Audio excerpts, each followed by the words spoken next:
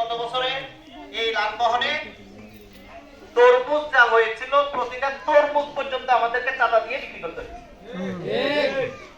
এই সব টাকা চাঁদা আর সরকারের যত বরাদ্দ আমাদের জন্য আসছিল, এই সব বরাদ্দ মেরে খেয়ে আমাদের যারা যত জনপ্রতিনিধি ছিলেন তারা সবাই কি হয়েছে, বড়লোক।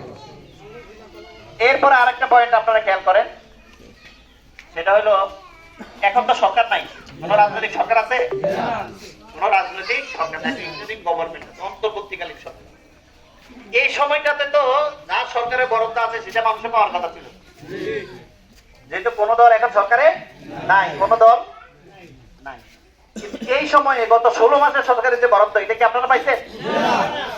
এটাও সরকারে না থেকেও তারা প্রভাব সৃষ্টি করে সামনে সরকারে আসবে এইভাবে, এই প্রভাবের ঠেলায় তারা কি এই সরকারে না থেকেও তারা কি সরকারের যত বরাদ্দ আছে তারা সব প্রশাসনের সাথে লুটপাট করে সব নিয়ে গেছে।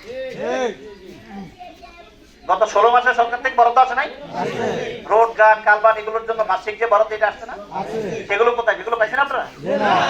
সব ভাগ বাটোয়ারা করে প্রভাব দেখে তারা যেটা আগে সরকারে ছিল, সামনেও মনে করতেছে তারা সরকারে আসবে, এইটা মনে করে প্রশাসনকে তারা ঠেকিয়ে প্রশাসনের উপর চাপ সৃষ্টি করে তারা মানুষের অধিকারগুলোকে তারা নিজেরা, রাজনৈতিক দলগুলো তারা নিজেরা। এই হচ্ছে আমাদের অবস্থা। এই অবস্থার জন্য দায়ী কে? এই অবস্থা কেন হয়েছে?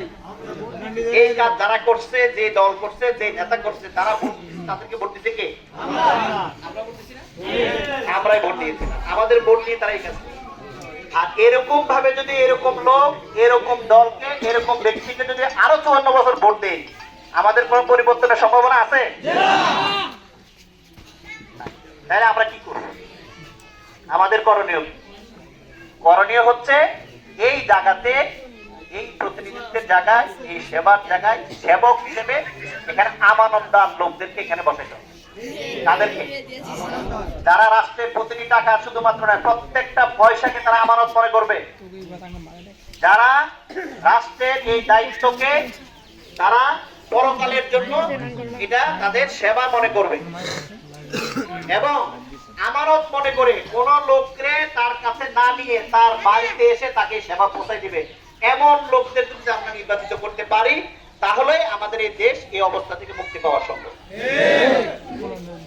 এই জন্য আমাদের এই 54 বছরে বিভিন্ন রাজনৈতিক ইসলামিক দলগুলো এরকম আমানতদার, এরকম সুশাসক হওয়ার মতো কিছু লোকদেরকে দিচ্ছিল, কিন্তু 300 আসনে একসাথে প্রার্থী দিতে পারে।